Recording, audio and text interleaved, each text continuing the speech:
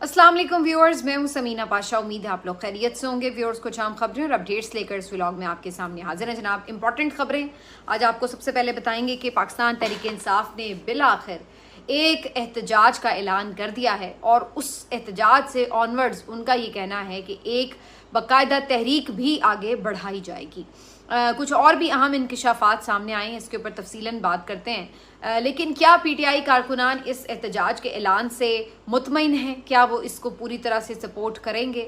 और सिर्फ कारकुनान की बात नहीं है, क्या ये सारी जिम्मेदारी एक दफ़ा फिर खैबर पख्तूनख्वा के कंधों पर होगी? तो ये तमाम चीज़ें इसमें बहुत से सवालात के साथ मौजूद हैं।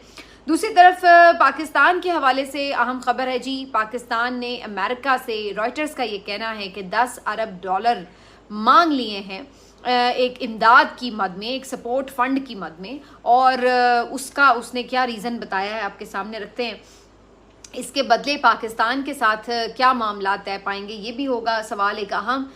दूसरी तरफ ये भी जिक्र करेंगे कि जो मामला चल रहा है कश्मीर इलेक्शन का, उसमें एक नूरा कुश्ती जो है वो फिर से शुरू हो गई है। तो काफ़ी कुछ है इस व्लॉग में। आपसे रिक्वेस्ट है कि चैनल को सब्सक्राइब कर लें अगर अभी तक सब्सक्राइब नहीं किया। पहले एक छोटी सी अपडेट आपको दे दें जी। जो आपको खबर दी थी हमने कि पेट्रोलियम एसोसिएशन जो है, पेट्रोलियम डीलर्स जो हैं वो एहतजाज पर जा रहे हैं। तो फिलहाल गवर्नमेंट से उनके जो मुज़ाकरात हुए उसके बाद उन्होंने एहतजाज अपना मौखर कर दिया। अभी मुकम्मल तौर पर ये नहीं कहा जा सकता कि कामयाब हो गए हैं मुज़ाकरात, लेकिन उन्होंने फ़िलहाल के लिए ये जो एहतजाज था अपना इसे मौखर कर दिया। तो फिलहाल पेट्रोल मिलता रहेगा, लेकिन वो कहते हैं कि हम इसके ऊपर मुतमईन नहीं है। ये जो डेली का मामला है इसके ऊपर कोई और मैकेनिज्म जो है वो बनाया जाए। तो लेट्स सी इसके ऊपर फर्दर क्या उनकी डिस्कशन होती है। लेकिन भाई रोज़ बढ़ाएं या हफ्ते बाद बढ़ाएं या 15 दिन बाद बढ़ाएं, बात तो वही है कि खाल तो आवाम की उतरनी है। ना तो पेट्रोलियम्स एसोसिएशन वाले अपने ऊपर कोई नुकसान लेंगे और ना हुकूमत कोई अपनी अयाशियाँ ख़त्म करेगी। तो अल्टीमेटली जो भी इसका बोझ है वो तो आवाम की तरफ ही मुंतकिल होता है। अच्छा जी, अब ज़रा आ जाते हैं अहम सियासी खबरों की तरफ। पाकिस्तान तहरीक इंसाफ ने फाइनली एक एहतजाज का ऐलान किया है। 5 अगस्त को ये तय पाया है कि खैबर पख्तूनख्वा के पेशावर में जो इमरान खान क्रिकेट स्टेडियम है वहाँ पर एक जलसा किया जाएगा बहुत बड़ा, और यहाँ पर खैबर पख्तूनख्वा के मुख्तलिफ इलाकों से हज़ारों कारकुनान जमा होंगे। और ये जलसा सिर्फ एक जलसा नहीं होगा, बल्कि इस जलसे में एक एहतजाजी हिकमत अमली आगे की दी जाएगी। बेसिकली हुआ क्या है जी? हुआ ये है कि एक अहम मीटिंग हुई, एक इजलास हुआ जिसमें सुहेल खान आफरीदी साहब, बैरिस्टर गौहर साहब, सलमान अकरम राजा साहब और जो दीगर इनके अहम पीटीआई के लोग हैं, करता धरता हैं, उन्होंने शिरकत की। और एक तवील मुशावरत के बाद इस इजलास में ये तय पाया कि अब मज़ीद खामोश नहीं रहा जा सकता। जो अंदरूनी ज़राए ख़बरें देते हैं उनके मुताबिक सुहेल आफरीदी और जुनैद अकबर ख़ान साहब ने ख़ास तौर पर इस पे ये पोजीशन ली कि बहुत हम लोग शदीद तनकीद का निशाना भी हैं, और ज़ाहिर है हम ख़ुद भी इस बात के एहसास में मुब्तला हैं कि हम अभी तक कुछ भी अचीव नहीं कर पा रहे और अपने लीडर के लिए कोई रिलीफ नहीं ले पा रहे। तो अब 3 साल होने वाले इमरान खान साहब को कैद में, और रिहाई तो दूर की बात है, उनके लिए जो एक कैदी की सहूलियात है वो तक दस्तयाब नहीं, और उनकी कैद तन्हाई भी बहुत तवील हो चुकी है। तो ख़ास तौर पर इन 2 हज़रात की तरफ से बहुत ज़्यादा इस पर इंसिस्ट किया गया कि अब एक फ़ैसला कुन तहरीक चलाना ही होगी। अब मज़ीद इस बात को आगे नहीं लिंगर ऑन किया जा सकता। तो उसके बाद ये 2 टोक वाजे उन्होंने इस पर लिया, और बाकी जो क़यादत थी उसने भी उसके ऊपर अपनी मुशावरत की, तजावीज़ दी। अल्टीमेटली ये तय पाया कि जनाब अभी तो एक जलसे का ऐलान किया जाएगा, और उस जलसे में अभी चूँकि वक्त बाकी है तो उस वक्त तक फर्दर आगे का जो प्लान है उसको 15-20 दिन जो भी अब ये हैं दरमियान में, उसके अंदर जो है अगली हिकमत अमली की प्लानिंग की जाएगी। इसके लिए महमूद खान अचकज़ई, अल्लामा राजा नासिर अब्बास और जो पंजाब की दीगर क़यादत है पीटीआई की, उनको और इवन दूसरी जमातों को भी साथ मिलाने की कोशिश करके एक मजबूत हिकमत अमली तरतीब दी जाएगी। इस सिलसिले में एक प्रेस कॉन्फ्रेंस की गई इस मीटिंग के आखिर में, और उसमें बैरिस्टर गौहर और फिर साथ साथ शफ़ी जान साहब मौजूद थे। उन्होंने इस हिकमत अमली का ऐलान किया और बताया कि ये सिर्फ एक पेशावर में जलसे तक बात महदूद नहीं होगी, बल्कि मुल्क भर में जलसे, जुलूस और रैलीज़ का इनेकाद किया जाएगा। और उन्होंने ये भी कहा कि फिर हम 5 अगस्त को एक बड़ा ऐलान भी करेंगे आगे के एहतजाज का। उसके बाद जब मीडिया से गुफ्तगू हुई तो सलमान अकरम राजा साहब ने इंकशाफ किया कि पाकिस्तान तहरीक इंसाफ ने फैसला कर लिया है कि मफाहमत से बात नहीं बननी, तो अब हम मज़ामत ही करेंगे। और साथ में ये भी उन्होंने कहा कि बहुत सी जमातों से हमारी पहले भी मुशावरत हो रही है, बात हो रही है, और कुछ ऐसी जमातें भी हैं जो कि आगे चलकर एहतजाज का हिस्सा भी बन सकती हैं, हमारे साथ शामिल हो सकती हैं, क्योंकि जो इस वक्त लाकानूनियत बरपा है, जो फस्तायत बरपा है, उसको इसी तरह नहीं बर्दाश्त किया जा सकता। मजीद इस तरह मुल्क इसका मुतहम्मिल नहीं हो सकता। अब ये बड़ा दिलचस्प था कि सलमान अकरम राजा का आखिर इशारा किस तरफ था। अगर वो मौलाना फजल रहमान की तरफ इशारा कर रहे हैं, क्योंकि फिल वक्त देखा जाए तो जाहिर है जो हुकूमत में नहीं है पार्टी, तो वो सिर्फ मौलाना फजल रहमान साहब की है। बाकी तो जो 3 बड़ी जमातें हैं, PMLN, पीपल्स पार्टी या MQM, ये तो जाहिर है आपके साथ एहतजाज में शरीक नहीं होने वाली, ये तो खुद हुकूमत का हिस्सा है। तो बाकी रह जाती हैं सिर्फ मौलाना फजल रहमान साहब, क्योंकि वो अलग तौर पर हुकूमत को जाली मैंडेट की हुकूमत भी कह रहे हैं, इस्टेब्लिशमेंट को भी आड़े हाथों ले रहे हैं।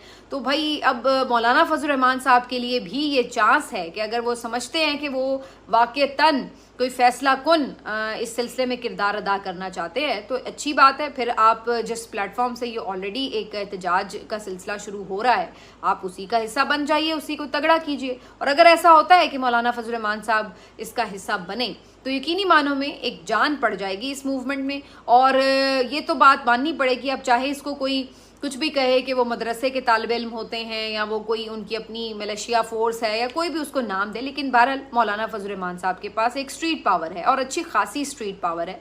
और इस स्ट्रीट पावर को वो ना सिर्फ ये कि सिंध में, बलूचिस्तान में, खैबर पख्तूनख्वा में, बल्कि बाज़-औक़ात पंजाब तक में भी अच्छा खासा इस्तेमाल कर सकते हैं। तो मौलाना फजल रहमान साहब के हवाले से वैसे भी जो ये बाकी 2 जमातें हैं, उनका एक रवैया निस्बतन नर्म है। PTI के ऊपर जिस अंदाज से ये लोग हमला आवर होते हैं, मौलाना फजल रहमान साहब के ऊपर इस तरह से हमला आवर ये नहीं होते। और अभी भी आपने देखा कि इस्टेब्लिशमेंट के खिलाफ जो मौलाना का मौक़िफ़ था, उसके ऊपर भी इन लोगों ने बड़ा एक नरम हाथ रखा हुआ था और कोई उस तरह का रिएक्शन जो है वो नहीं देखने में आया कि कोई मुकदमा हो गया हो या मौलाना की गिरफ्तारी कर रहे हों या बदतमीज़ी उस तरीके से कर रहे हों। तो बज़ाहिर ये लगता है कि अगर मौलाना का जो ये पूरा अभी तक का नैरेटिव था, अगर वो वाकई कोई प्लान्ड नैरेटिव नहीं है, तो फिर मौलाना के लिए तो बहुत अच्छा एक मौका है और PTI के लिए भी अच्छा मौका है कि भाई दोनों हाथ मिलाएं और फिर चलाएं मिलकर तहरीक।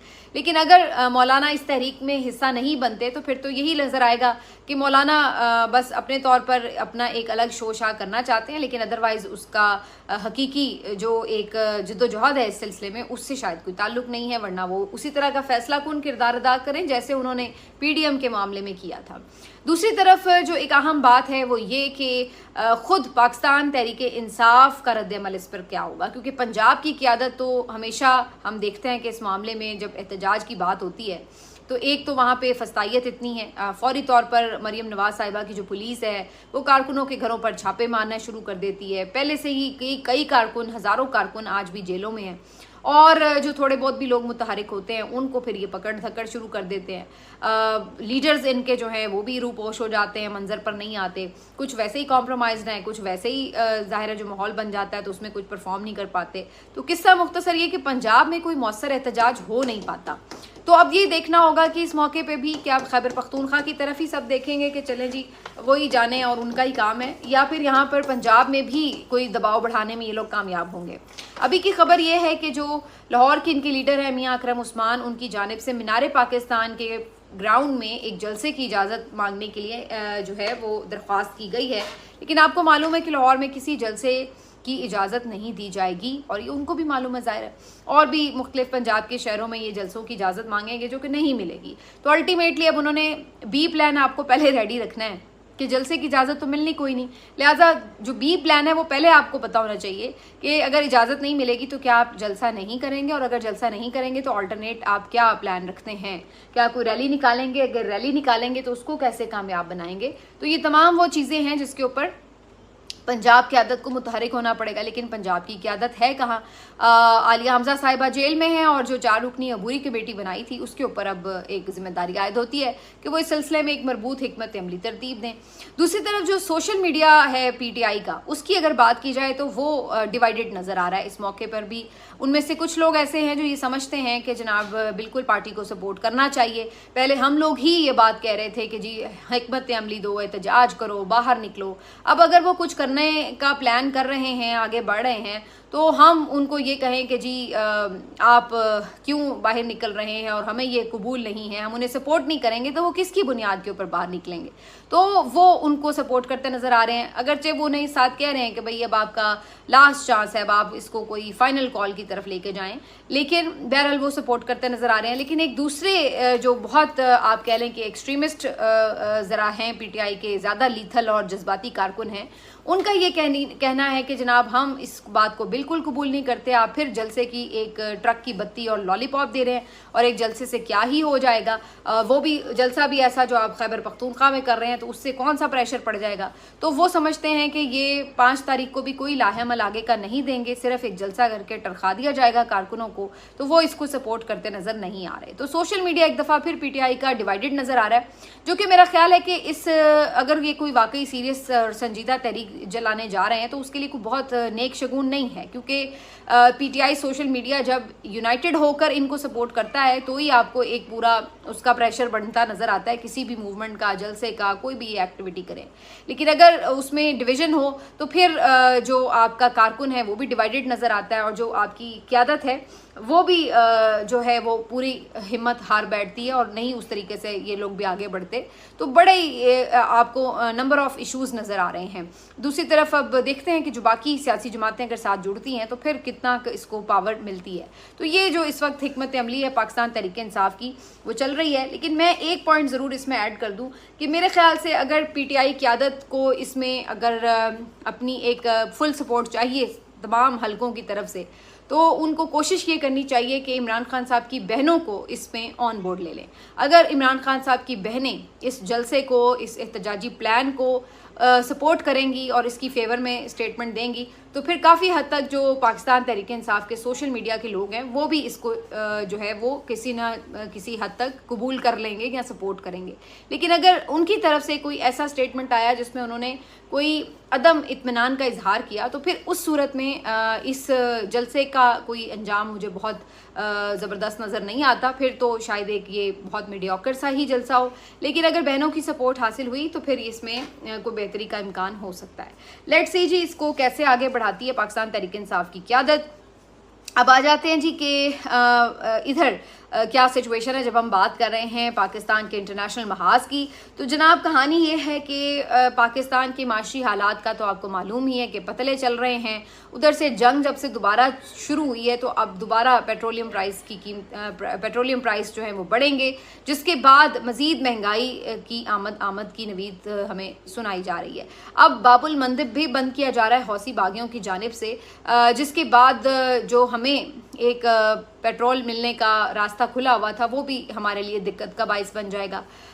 पाकिस्तान ने इस हवाले से पहली दफ़ा एक थोड़ी सी आप कह लें कि सख्त स्टेटमेंट जारी की है, और पाकिस्तान ने एक तरह से इसको अब आप वार्निंग का लफ्ज़ कह लें या अपने कंसर्न्स का लफ्ज़ कह लें, जो भी कह लें, लेकिन बहरहाल पाकिस्तान ने ये वाजे किया है कि जनाब अगर पाकिस्तानी फ्लैग्स के अंडर जो भी शिपमेंट्स जारी हों उनको निशाना बनाया गया किसी जानिब से, तो ये एक मुनासिब अमल नहीं होगा और पाकिस्तान इस पर रद्द अमल देने का हक महफूज रखता है। तो पाकिस्तान जो है वो इस बात को क्लियर कर रहा है कि भाई अगर ईरान की तरफ से या हौसी बागियों की तरफ से पाकिस्तान के किसी भी कंटेनर को या शिप को निशाना बनाया जाता है या उसके इत्तेहादियों को निशाना बनाया जाता है, यानी ज़ाहिर है सऊदी अरब की भी बात है, तो उस सूरत में पाकिस्तान भी फिर कोई रद्द अमल देने का पाबंद होगा, मजबूर होगा। तो अब ये एक उस पूरे सिनेरियो के बाद थोड़ा सा एक डिफरेंट स्टेटमेंट नज़र आता है पाकिस्तान का, जो इससे पहले हम पाकिस्तान के किरदार के हवाले से देख रहे थे। ज़ाहिर है उस वक्त हम एक सालिस का किरदार अदा कर रहे थे, तो हमारी कोशिश ये थी कि हम न्यूट्रल होकर ईरान और अमेरिका के माबैन कोई अंडरस्टैंडिंग करवा सकें। लेकिन अगर अब इस सूरत में कि जब पाकिस्तान ही के किसी यानी शिप का लिहाज नहीं किया जाता, तो फिर उस सूरत में पाकिस्तान ने भी ये वार्निंग दी है कि जी हम भी फिर अपना हक महफूज रखते हैं। लेकिन सवाल ये है कि क्या ईरान जो है पाकिस्तान की इससे पहले की जो कोशिशें जारी थी उसका रिगार्ड करते हुए क्या पाकिस्तान के लिए कोई मुश्किलात पैदा होने देगा?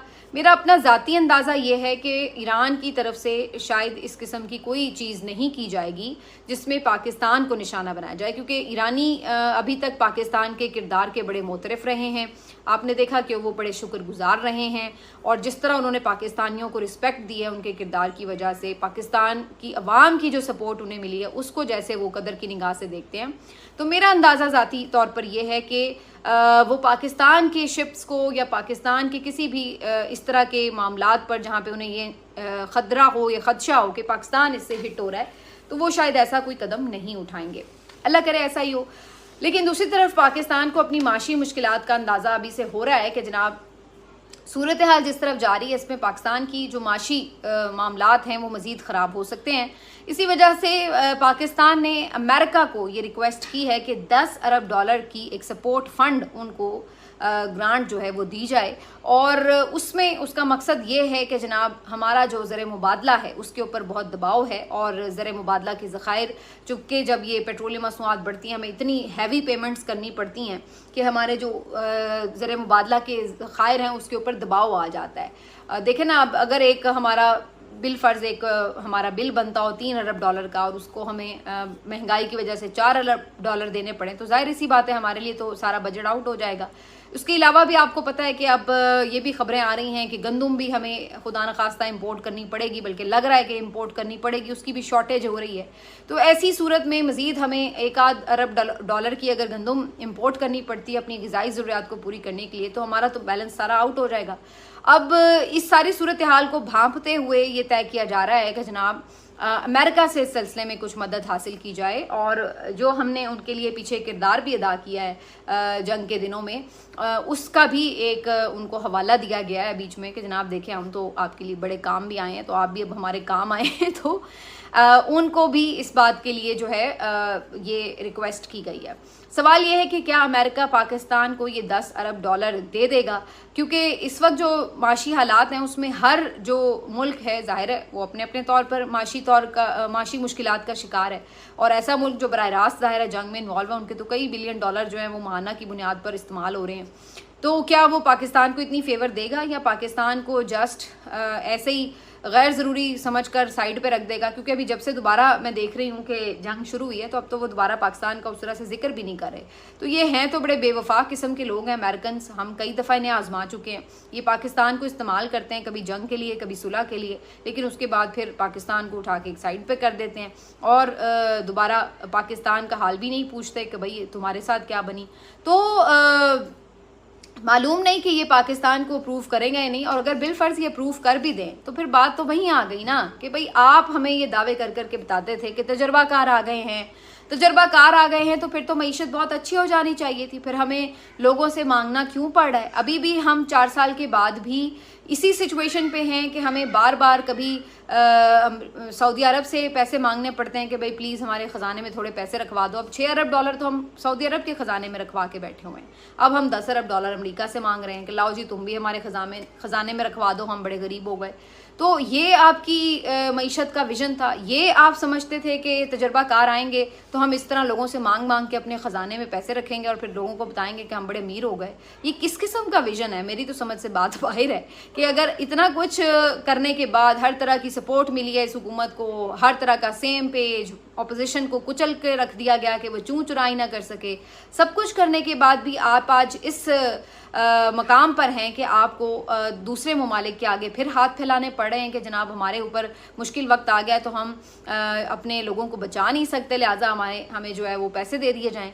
तो ये एक खुद इस हुकूमत की कारकर्दगी का मुंह बोलता सबूत है ये एक्ट। और दूसरी बात ही कि जब कोई मुल्क आपको पैसे देता है ना, पैसे रखवाता है, तो फिर ये याद रखिए कि आपकी खुद मुख्तारी जो है ना उसके ऊपर भी फिर आंच आती है। ये याद रखिए कि कोई भी लंच जो है वो फ्री नहीं होता। अगर कोई पैसे रखवाता है, अब सऊदी अरब हमें पैसे देता है, हमें उधार पे तेल दे देता है, हमारे रिजर्व्स में भी पैसे रखवा देता है, तो उसके बदले हमें सऊदिया की बातें सुननी भी पड़ती हैं। आप ये देखिए कि यूएई ने भी पैसे रखवाए हुए थे, फिर जब उन्होंने पाकिस्तान की किसी बात से इख्तिलाफ किया तो उन्होंने अगलों ने पैसे यूं मांग लिए कि लाओ दो भाई अब पैसे हमारे वापस करो। तो कल को अमेरिका आपसे कोई बात मनवाने के लिए क्यों नहीं दबाव डालेगा? कल को वो भी कोई अपनी फरमाइश ले आएगा कि भाई ये काम पूरा करो, अगर आप नहीं करते तो निकालो हमारे 10 अरब डॉलर वापस दो हमें। तो जब हम किसी के पैसे लेते हैं तो आप याद रखिए कि वो उसके बदले में कुछ भी हमसे डिमांड कर सकता है। तो ये कोई बिल्कुल भी खुशी की खबर नहीं है। अगर ये अप्रूव हो भी जाते हैं तो मैं तो इसे कोई खुशी की खबर नहीं समझती कि हम दूसरों से पैसे मांग कर रख लें और उसके बाद उसके आगे गिरवी होकर बैठे रहें कि हाँ भाई जो तुम चाहो हम करने के लिए मजबूर होंगे। तो ये बहुत ही अफसोसनाक मरहला है। बहरहाल क्या ही कह सकते हैं जी, आपके सामने ही है जिस तरह से तजर्बाकारों ने बेड़ा गर्क किया पाकिस्तान का और फर्दर भी करते ही चले जा रहे हैं। मिलते हैं आपसे अगले वीलॉग में, अपना ख्याल रखिए, अल्लाह हाफिज़।